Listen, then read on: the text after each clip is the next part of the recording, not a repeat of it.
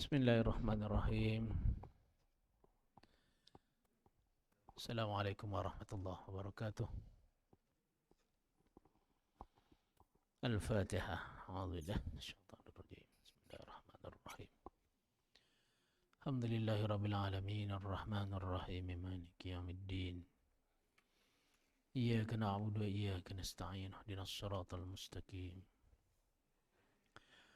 Siratal ladzina an'amta 'alaihim ghairil maghdubi 'alaihim waladdallin. Amin.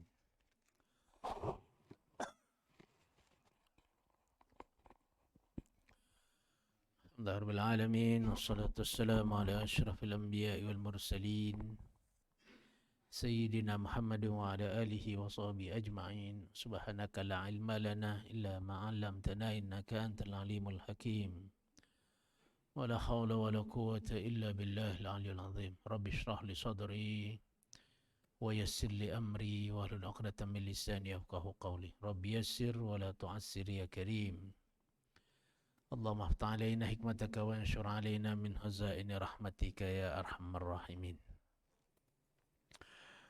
Yang dimuliakan para imam, ahli jawatan kuasa surau, muslimin yang dirahmati Allah. Alhamdulillah, kita merafak syukur dengan rahmatnya dapat lagi kita berjumpa dalam bulan Syawal ini. Dan insyaAllah kita sambunglah kuliah kita yang sebelum Ramadan dulu. Kita masih lagi membincangkan berkenaan dengan kanun jenayah syariah. Dan perbincangan kita sampai kepada bab hudud pasal yang pertama, iaitu jenayah zina. Dan kita sudah membincangkan 19 perkara di dalam bab zina ini. InsyaAllah hari ini kita pergi yang ke-20. Sebelum mula, selamat raya dululah daripada saya kan. Selamat raya Makzir Batin dululah. Raya yang cukup seronok kali ni sebab raya awal. Walaupun orang kata raya kalau kau abuk lah, marah lah kononnya. Hari raya kedua senyum semua dah. Tak payah marah pun raya. Tapi setengah orang tak faham. Kenapa raya awal? Kenapa lah? Kenapa kena desak? Tak payahlah. Sebenarnya nampak anak bulan wajib raya itu je. Faman syahida minkum asyhara falyasum. Siapa nampak anak bulan dia puasa. Begitu juga nampak anak bulan raya. Jadi raya lah kan. Ini kita sambung perbincangan kita dalam bab perzinaan. Perkara 20-1. Perempuan-perempuan yang hamil atau nifas yang melakukan perzinaan bila sabit kesalahan wajib dikenakan hukuman hudud. Sama ada hamilnya disebabkan persetubuhan dengan suaminya sendiri atau persetubuhan dengan pasangannya yang dituduh melakukan perzinaan itu, atau persetubuhan dengan orang lain. Ada orang mengandung. Mengandung itu kerana persetubuhan dengan suami lah. Waktu mengandung dia berzina, dia kena sabit kesalahan, hendaklah dia direjam. Ataupun dia pernah berzina, dia mengandung, waktu mengandung berzina pula, maka sabit juga kesalahan, kena hukuman rejam. Mungkin juga dia berzina yang mengandung tu dengan lelaki A, masih kena tangkap tu dengan lelaki A tu juga, sabit kesalahan, kena hukuman rejam. Ataupun yang mengandungkan dia tu lelaki A, waktu kena tangkap dengan lelaki B, kena juga sabit kesalahan.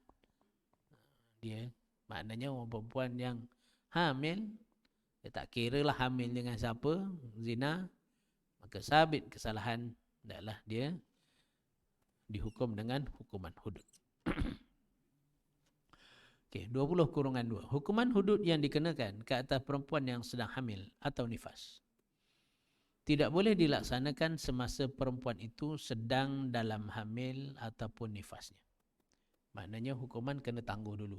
Sabit salah, kena hukum. Tapi hukuman itu bukan di waktu dia mengandung itu, ataupun di waktu dia nifas itu. Tapi hukuman hudud itu hendaklah ditangguhkan dan diundurkan sehingga perempuan itu melahirkan anak. Pertama kalau dia mengandung, tunggu sampai anaknya lahir dulu. Kerana anak dalam perut tu tak bersalah. Kalau dia direjam, mati dia, anak tu pun mati. Jadi kita zalim kepada anak itu. Jadi hendaklah ditangguhkan hukuman itu. Atau setelah kering darah nifasnya. Sebab orang yang nifas ini dia sakit. Bila sakit, kalau katakan dia hendaklah ditangguhlah sebab dia masih dalam sakit.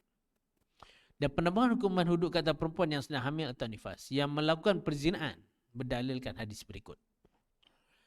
Hadis Rasulullah SAW yang diriwayatkan daripada Imran bin Hasin radhiyallahu anhu bahawa seorang perempuan dari suku Juhainah yang dikenali dengan nama Ghamidiyah datang menemui Rasul sallallahu alaihi wasallam. Dan perempuan itu sedang hamil kerana berzina. Lalu berkata, ya Nabi Allah, asabtu hadan fa aqimhu alayya. Fada'a Rasul sallallahu alaihi wasallam waliyaha faqala ahsin ilaiha fa iza wada'at fa'atini biha fafa'ala fa'amara biha fasukkat. Wa warada fi riwayah alaiha siyabuha summa amara biha farujimat summa shalla alaiha faqala Umar atusalli alaiha ya Rasulullah wa qad zanat faqala laqad tabat thawbatan law qusimat baina sab'ina min ahli al-madinati lawasi'athum wa hal wajadta afdala min an jadat bi nafsiha lillah. Diriwayatkan tadi Al-Ghamidiyah tadi ya. Dia kata dia jumpa Nabi lah. Jumpa Nabi ya, Nabi Allah kata, ya Rasulullah. Dia kata aku ni patutnya kena hudud lah. Kerana telah melakukan satu kesalahan yang mewajibkan hudud pada diri aku kata dia. Maka laksanakanlah hukuman hudud itu ke atasku. Ni orang yang dah berzina jumpa dengan Nabi SAW minta supaya dihukum.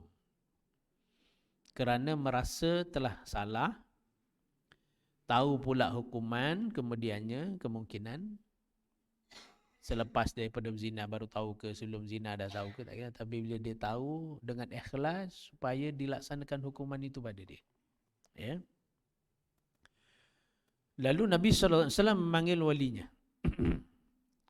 dan bersabda, jagalah dia baik-baik. Ya. Nabi panggil walinya, Nabi tak hukum. Dia ni mengandung, dia mengaku zina. Nabi tak hukum dia waktu tu. Nabi panggil wali dia, bawa balik, jaga dia baik-baik. Jangan caci maki, jangan di macam-macam lah, dicela dan sebagainya. Jangan didera dan sebagainya. Bila dia telah melahirkan anaknya, bawalah dia kembali kepadaku. Ya, jadi Nabi kata bila dah salin nanti bawa balik. Bila dia telah melahirkan anaknya, maka dibawa balik lah. Inilah walinya tadi ya. Wali melaksanakan perintah Nabi awal. Lalu Nabi menyuruh supaya ditutupkan kain perempuan itu ke badannya. Kemudian Nabi menyuruh sahabatnya merejam perempuan itu, maka perempuan itu pun direjam sampai mati. Ya, jadi maknanya tunggu dia salin dulu, barulah dia direjam sampai mati. Kemudian baginda sembahyangkan jenazah dia. Kan? Ini orang salah zina ni. Nabi suruh rejam. Kemudian Nabi sembahyangkan jenazah dia. Maka Sayyidina Umar bertanya, adakah engkau wahai Rasulullah hendak menyembahyangkan ke atas orang yang berzina? Maka kata orang ni buat dosa besar sampai kena rejam. Dah dihukum rejam, kau sembahyangkan dia pula. Sedangkan di masa yang lain orang hutang tak bayar lagi, kau tak nak pun sembahyangkan dia. Jadi ni zina ni macam ringan pula. Nabi sembahyangkan dia. Seolah-olah gitulah. Yang tu ulasan saya tu. Ya. Sayyidina Umar dia tanya je. Ya, dia kata, adakah kau nak sembahyangkan perempuan tu? Ya, sedangkan dia berzina. Sampai situ je. Yang lain tu saya yang tambah supaya faham. Lalu Rasulullah SAW sabda, sesungguhnya perempuan itu telah bertaubat. Jadi sebenarnya taubat ni, ya, satu benda yang sangat besar dalam hidup kita. Sebab tu dalam Quran kita, tubu ilallahi taubatan nasuha asa rabbukum ayyukaffiru ankum sayyiatikum, kan. Semoga Allah Ta'ala ampunkanlah segala dosa-dosa, atas taubat-taubat lakukan, ya. Sebab tu kita kena selalu istighfar lah, kan, pada Allah SWT, terutamanya waktu mustajab doa lah, iaitu waktu tengah malam ataupun waktu sebelum sahur. Sebab tu dalam Quran dia kata, wabil ashari hum yastaghfirun. Orang yang bertakwa ni orang yang memohon keampunan waktu-waktu sahur tu. Ya, sahur ni pukul apa? Pukul 5 sampai pukul 6 lah katakan. Jadi waktu-waktu tu 4:30 sampai sebelum subuh lah, kan. Itulah waktu-waktu untuk kita beristighfar, bertaubat pada Allah Ta'ala. Jadi orang ni dah taubat. Nabi kata, sungguhnya perempuan itu telah bertaubat. Nabi sambung lagi, sekiranya dibahagi-bahagikan taubatnya itu di antara 70 orang penduduk Madinah pun, taubatnya masih luas. Maknanya taubat dia bersungguh ni, dia ni. Dia dalam zina, jumpa supaya dihukum tu kerana nak melaksanakan satu perintah Allah. Dalam Quran kata kalau zina hukumnya. Jadi dia datang taubat. Bila dah taubat, suruh balik. Suruh datang balik selepas daripada bersalin. Jujurnya dia datang balik. Kalau nak lari boleh lari, kan. Kan ini tahu dah nak dia hukum mati. Kan, kalau lari patutnya lari, tapi dia tak lari, kan, kerana kejujuran dia pada amanah yang Nabi kata kena patah balik. Bila dah bersalin, patah balik, ya. Jadi taubatnya diterima Allah Ta'ala, ya. Sebab tu Nabi kata kalau taubatnya dibahagi-bahagi kepada 70 orang penduduk Madinah pun, taubatnya masih luas. Dan adakah kamu dapati sesuatu yang lebih afdal dari seorang perempuan yang datang sendiri menyerahkan dirinya kepada hukum Allah Ta'ala? Itu di peringkat itulah, kan. Dalam keadaan yang lain kita tahu ada hadis yang bila orang mengaku zina, Nabi paling muka dan sebagainya, kan. Tapi dalam kes ini Nabi tak paling muka sebab dia datang tu mengandung lah. Ya Rasulullah, ni anak zina, nak bukti apa lagi? Tak perlu saksi, tak perlu apa, kan. Sebab bukti dalam perut dah ada. Tapi oleh kerana Nabi kata dia datang itu dengan taubatnya, ya, maka sembahyangkan. Jadi beberapa perkara kita dapat ambil kat situ. Yang pertama, dalam keadaan mengandung zina kena hukuman rejam, tetapi hukuman itu ditangguhkan, ya, berdasarkan hadis tadi. Yang kedua, hadis Rasul sallallahu alaihi wasallam yang diriwayatkan daripada Ali radhiyallahu an, bahawa beliau berkata dalam ucapannya, fa inna ummata Rasulillah sallallahu alaihi wasallam zanat fa amarani an ajlidaha fa idza hiya hadisatu ahdi binifas fa khasitu in jaladat ha fa qultuha fa dzakartu dzalika lin nabi sallallahu alaihi wasallam fa qala ahsanta. Sesungguhnya hamba perempuan Nabi SAW telah berzina. Hamba Nabi berzina, ya. Lalu baginda menyuruh aku menyebat perempuan itu. Kebetulan perempuan tadi dalam nifas, ya, hamba Nabi ni zina. Maknanya dia belum kahwin. Hamba ni belum kahwin. Jadi bila berzina belum kahwin, hukumannya sebat. Kalau dah kahwin, hukumannya rejam. Tadi dah kahwin, kan? Ini belum kahwin. Jadi tidaklah dia disebat.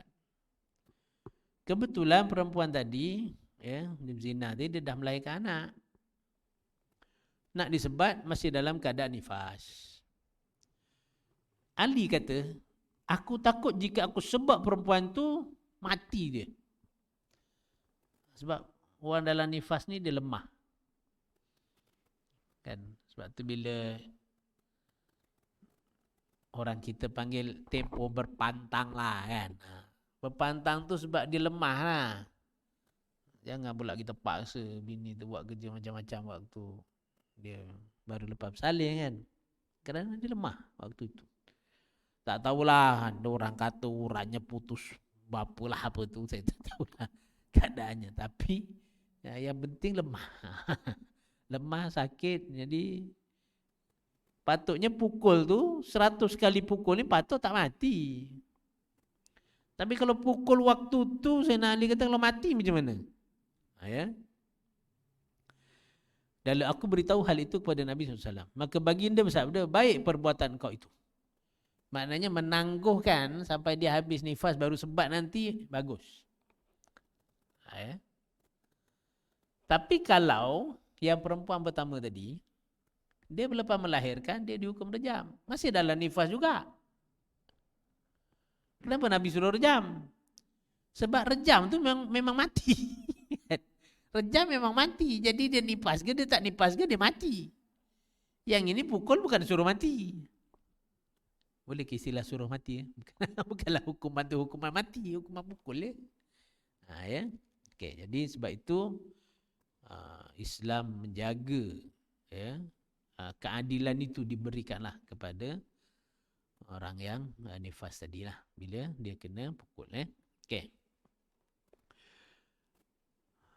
20-3. Penangguhan hukuman hudud, yakni rejam ke atas penzina yang hamil hingga ia melahirkan anak dan perempuan yang nifas sehingga kering darah nifasnya adalah untuk menjaga anak dalam kandungan dan diri perempuan itu sendiri supaya kedua-duanya tidak binasa dengan sebab rejaman di masa hamil dan kesakitan beranak dan juga kesakitan nifas.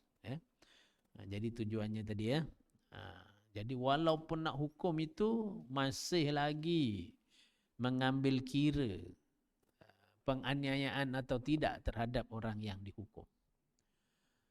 Kita ni kalau ada orang kena hukum suka sangat kita ni kan.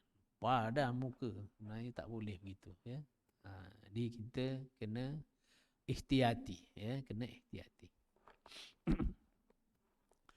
Okey, 20-4 penzina yang dalam masa menyusukan anak hendaklah juga ditangguhkan hukuman hudud, yakni rejam ke atasnya sehingga anak itu berhenti dari menyusu supaya tidak menyakitkan kepada anaknya itu. Jadi juga ada satu perkara lagi walaupun tak sebut dalam hadis itu ya, bahawa para ulama mengatakan kalau anak itu menyusu dengan maknya tunggu pula 2 tahun lepas tu.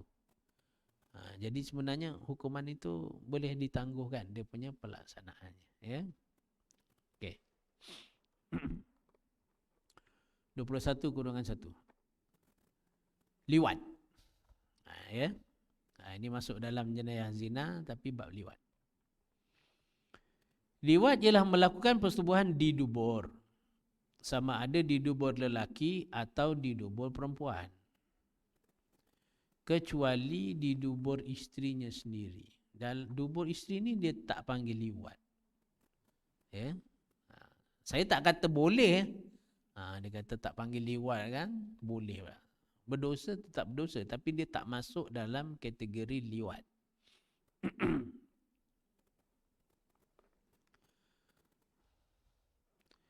Melakukan persetubuhan di dubur, yakni liwat, hukumnya adalah haram. Dan sama seperti bersetubuh di faraj perempuan yang bukan isteri. Dan juga sama hukumannya dengan berzina. Mereka yang melakukan liwat wajib dikenakan hukuman hudud, iaitu direjam sampai mati. Jika orang yang berliwat itu muhsan. Dan dikenakan hukuman sebat 100 kali sebat dan buang negeri setahun jika orang yang berliwat itu ghairu muhsan. Kalau dah kahwin ya, rejam. Belum kahwin sebat 100 kali ya. Orang yang melakukan kesalahan liwat 21-3 ya. Sama hukumannya dengan orang yang berzina sebagaimana disebut dalam perkara 21-2 adalah berdasarkan hadis berikut. Yang pertama, hadis Rasulullah sallallahu alaihi wasallam yang diriwayatkan oleh Abu Musa al-Asy'ari. Iza atar rajulur rajula fahuma zaniyan. Bila lelaki mendatangi lelaki, liwatlah, maka kedua-dua lelaki itu adalah berzina. Yang meliwat dan yang diliwat sama. Ya. Dua-dua itu zina. Kecuali dengan paksa, dengan apa tu cerita lain lah kan. Macam juga kes rogol lah. Kes rogol itu bila yang dirogol itu dia tidaklah bersalah kan. Jadi liwat ni kalau dia suka sama suka untuk melakukan liwat itu, yang diliwat dan yang meliwat, ya, itu dua-dua samalah. Ya. Tapi kalaulah yang dilewat itu dipaksa, tak berdosa lah kan.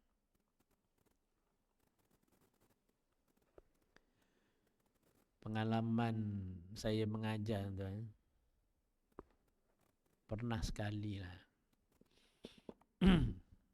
ada budak lelaki ni, saya bila keluar kelas ke selalu kan jalan nak pergi office ke apa, bila ada pelajar-pelajar nak tanya ke apa, kita buat macam kawan lah kan, pegang bahu jalan. Jadi satu hari pelajar ni dia jalan tu, dia kata dia dulu waktu belajar dekat Australia dia kena liwat, kena paksa lah dia liwat. Akhirnya dia ketagih. Saya pun lepas tu tak berani pegang. Tak berani pegang lah. Takut terpegang dia pula terangsang. Mampus aku kan. Jadi bila dia cakap macam tu, macam mana nak pulihkan balik kan.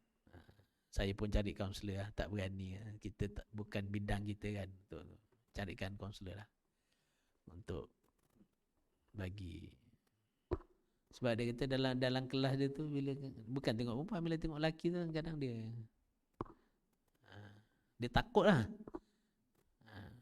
Dia takut mengajak budak tu lah, macam tu lah kan. Jadi kesedaran tu ada kan. Jadi kita kena carikan orang yang boleh membimbing lah. Kemudian saya tak ikutlah kes tu. Tapi maknanya orang yang mula-mula dipaksa akhirnya jadi seronok. Tu masalah. Ya. Ini masalah.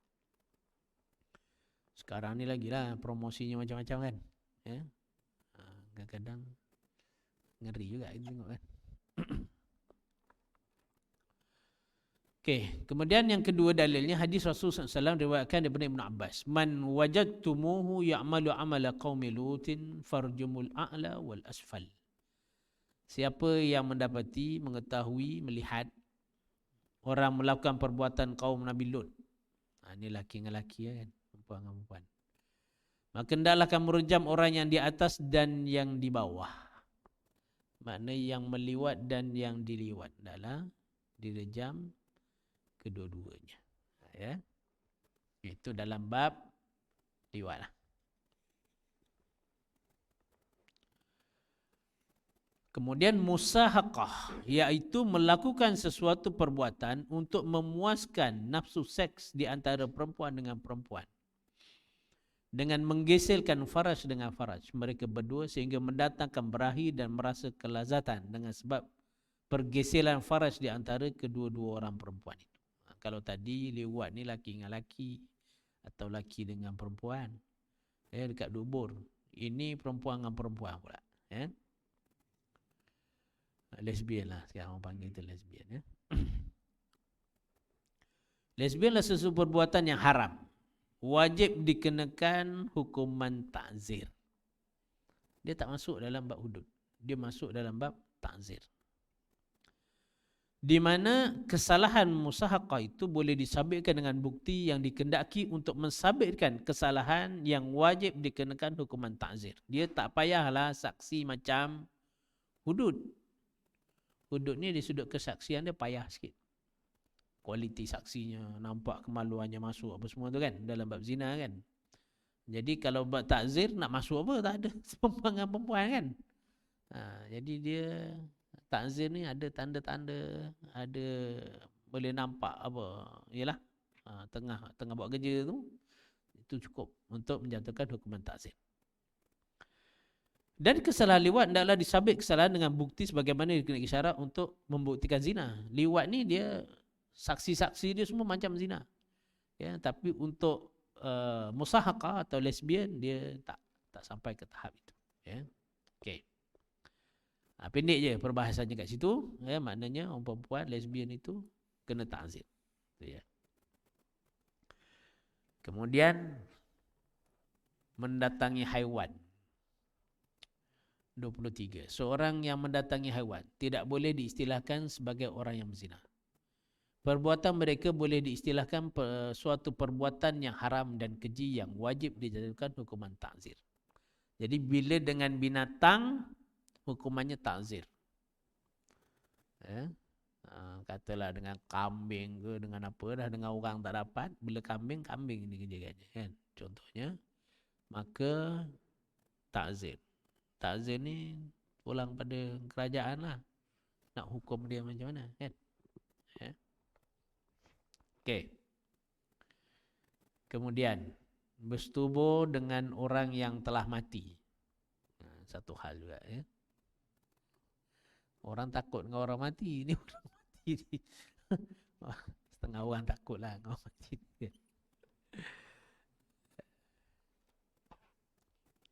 Saya bila cerita takut dengan orang mati ni teringatlah waktu saya dah jam 4. Waktu dah jam 4 atuknya meninggal. Rumah tinggi kan. Maghrib lampunya mati. Melompat saya. Dah masa tu ada 2-3 orang lah dengan abang apa itu. Melompat lari balik tu mak saya, engkau lari macam kena kejar hantu. Dah jam 4. Kakak lah datang bawa lampu apa sentir. Bawa lampu pelita seorang-seorang jaga jenazah. Waktu tu umur dia belasan tahun lah. Saya fikir balik berani betul kakakku tu kan. Kita duk lari. Itu saya lah dulu. Waktu budak-budak. Okey.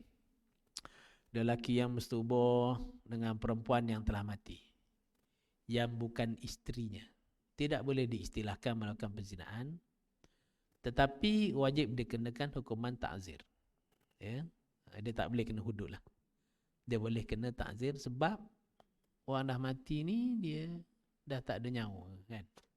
Jadi dia mungkin macam dengan benda-benda lain lah, dengan benda-benda mati yang lain sama. Ya? Perempuan yang masukkan zakat lelaki yang telah mati, yang bukan suaminya, ke dalam farajnya, tidak boleh juga dikira sebagai berzina, tetapi perempuan itu wajib juga dikenakan hukuman ta'zir. Kadang-kadang kita fikir macam mana pula kan. Orang lelaki mati dah, boleh pula orang perempuan masukkan kemaluan ni. Mungkinlah keras agaknya kan, bila dah mati keras agaknya kan. Jadi boleh dimasukkan. Wallahualam lah. Tapi kalau berlaku begitu, ta'zir juga. Tidaklah sampai kepada hudud. Ya. Ini kira dah sampai tahap macam gila jugalah orang buat macam ni. Buat kerja-kerja gini ni macam gila lah.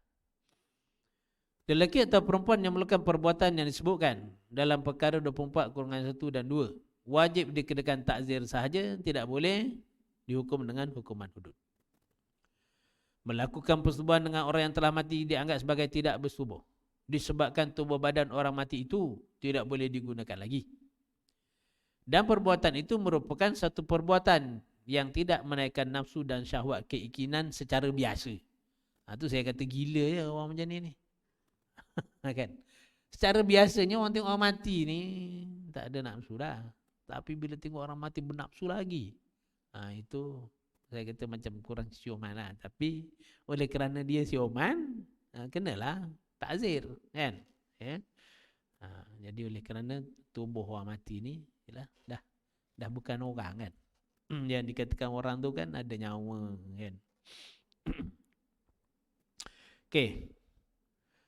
Bersetubuh dengan orang gila. Tadi macam gila kan. Ni gila betul. Bersetubuh dengan orang gila betul. 25/1.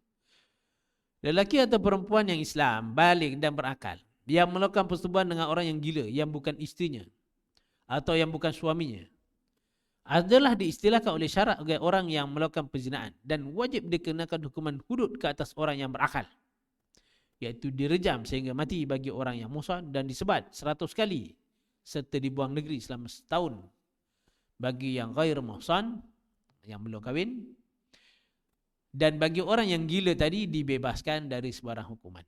Ya, jadi kalau berlaku perzinaan orang yang berakal, akil, baligh, kan? Dengan orang yang gila, yang berakal itulah yang kena hukum. Yang gila tu tak kena.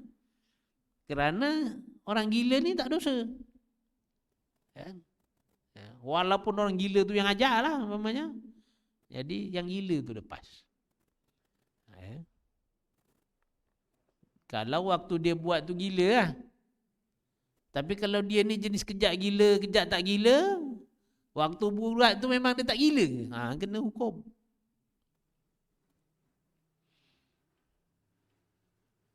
Raya baru ni saya jumpa orang lah. Dia cerita ada ipar dia ke abang ipar dia. Ada musim-musim tu dia tak sedar lah. Gila. Tapi bila dia sedar, dia tahu dia gila. Tahu dia gila. Jadi bulan puasa baru ni dia jagalah adik tu kat rumah dia. Bila pergi masjid, pas sembahyang, pas sembahyang, tak berhenti-berhenti dia sembahyang. Dia pun kena bagi tahu dekat ahli jamaah masjid, adik saya ni tak betul. Dia nak sembahyang, dia apa ikut dia lah. Cuma kalau dia buat benda tak betul tu, bagi tahulah. Itulah saya tengok pelik sikit Ustaz. Lepas sembahyang asar dia sembahyang lagi. Lepas sembahyang asar dia sembahyang lagi. Lepas sembahyang asar lagi. Jadi dia pun tanya, kenapa sembahyang tak berhenti-berhenti? Qada waktu tak ingat dulu kata dia. Jadi sebenarnya waktu tak ingat tu tak wajib qada pun. Tapi dia, maknanya dia sedar satu ketika tu dia datang dia punya weng dia kan. Datang weng dia tu. Ni bukan weng, ni weng betul ni. Dia gila betul. Jadi dia teringat. Jadi waktu tu dia tak ada lah. Bila dia waktu dia sedar, kena kan. Jadi yang ni gila ni waktu dia gila. Bebas lah. Orang-orang yang gila melakukan apa-apa sahaja kesalahan tidak dikenakan sebarang hukuman. Kerana hukum syarak adalah tertakluk ke atas orang yang mukallaf, orang yang berakal dan baligh. Sabda Nabi SAW, rufi'al qalam an thalas anis sabi hatta yahtalim wan naim hatta yastayqiza wal majnun hatta yafiqa. Allah tidak akan menyiksa 3 golongan manusia, kanak-kanak sampai baligh, orang tidur sampai bangun dari tidurnya, orang gila sampai disembuh dari gilanya. Sebab tu saya kata tadi, orang gila yang gila sekejap-sekejap tu, waktu dia sihat tu, kalau dia melakukan kesalahan jenayah ni, dia kena hukum juga. Okey.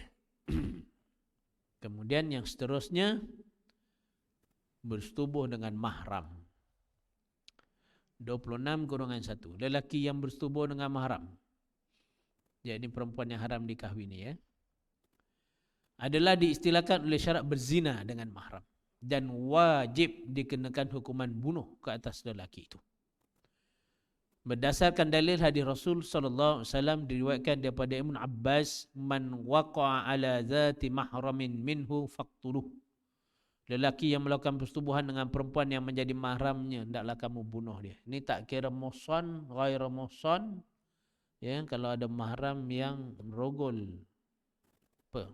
Kita tengok orang kes rogol anak lah, kan? Hendaklah dibunuh. Ya, kes rogol adik-beradik. Ada pula bapa dengan anak lelaki, rogo pula anak perempuan ataupun adik-beradik perempuan. Dahsyat hidup, ya. Jadi yang tu Nabi kata bunuh hukumannya, ya. Kenapa hukum bunuh dikenakan? Hukuman bunuh dikenakan ke atas lelaki yang menyebutui mahramnya kerana lelaki itu dianggap menghalalkan perbuatan yang diharamkan Allah dan telah menjadi murtad. Yang lain tadi itu dia tidak menghalalkan. Dia kata haram juga tapi dia langgar. Yang ini bila dia langgar yang itu dianggap sebagai menghalalkan apa yang diharamkan dan dianggap sebagai murtad. Sebab itu disuruh bunuh. Nabi kata man badala dinahu faqtul, ya. Sebab orang yang sanggup. Sebab itu kalau kita tengok bahas di kalangan ulama kan, bila ulama berpendapat sifat bapa seharusnya merasa sayang dengan anak. Tidak mungkin bapa yang waras ni dia sanggup untuk melihat anak dia menderita. Sebab itu dalam bab kahwin ada yang memberi kuasa kepada bapa ataupun wali yang dipanggil wali mujbir. Boleh kahwinkan anak dengan, boleh paksa anak kahwin lah istilahnya kan. Sebab biasanya begitu. Tapi sebahagian ulama tak lagi. Bapa paksa anak kahwin. Tak ada istilah wali mujbir. Sebab ni sebahagian bapa ni menjadi bapa ayam. Senang cakapnya begitulah kan. Yang sanggup jual anak dia untuk benda-benda yang tak betul lah. Sebab tu sebagai ulama dia tak ada istilah wali mujbir ni. Kalau nak kahwin kena izin daripada anak tu. Sebagaimana dengan mengahwinkan janda dan sebagainya kan. Kena ada izin. Kerana tadilah bapa-bapa yang tak betul tadilah kan. Ya. Tapi adalah kalau tuan-tuan nak berpegang kepada yang boleh paksa dan sebagainya itu, adalah pandangan itu. Ya. Okey. Kemudian bersetubuh dengan kanak-kanak. Kanak-kanak lelaki yang belum balik, yang melakukan persetubuhan haram dengan perempuan yang sudah balik, tidak boleh dikenakan hukuman hudud sebagaimana dikenakan ke atas orang berzina. Tetapi tidaklah dikenakan ke atas kanak itu hukuman ta'zir jika kanak itu sudah memayis. Kerana dalam kes zina, balik adalah di antara syarat yang mewajibkan seorang yang berzina itu dikenakan hukuman hudud. Jadi kalau yang berzina tu belum balik, tak boleh hudud lah, kena ta'zir lah. Ya. Perempuan yang sudah balik, yang melakukan zina dengan kanak-kanak lelaki yang belum balik, wajib hudud ke atasnya. Sebab dia dah balik. Ya. Kemudian lelaki yang berakal dan balik, yang melakukan zina dengan perempuan yang belum balik atau gila, wajib dikenakan hudud ke atas lelaki itu. Sebab lelaki tadi telah balik. Dan memenuhi syarat-syarat yang lain tadilah. Jadi kat sini kita sempat untuk membincangkan perkara-perkara yang berkaitan dengan zina dan juga jenis-jenis lah kita kata ya, perzinaan dan sebagainya. InsyaAllah ada rezeki kita akan jumpa lagi untuk membincangkan berkenaan dengan bukti-bukti ya, untuk mensabitkan kesalahan zina itu sendiri macam mana. Ya, dia bukan dia boleh main tuduh hukum dan sebagainya, begitu saja. Mesti ada dia punya bukti-bukti dan kaedah-kaedah untuk membuktikan kesalahan zina itulah. Wallahu a'lam. Kalau ada soalan, lagi beberapa saat untuk azan.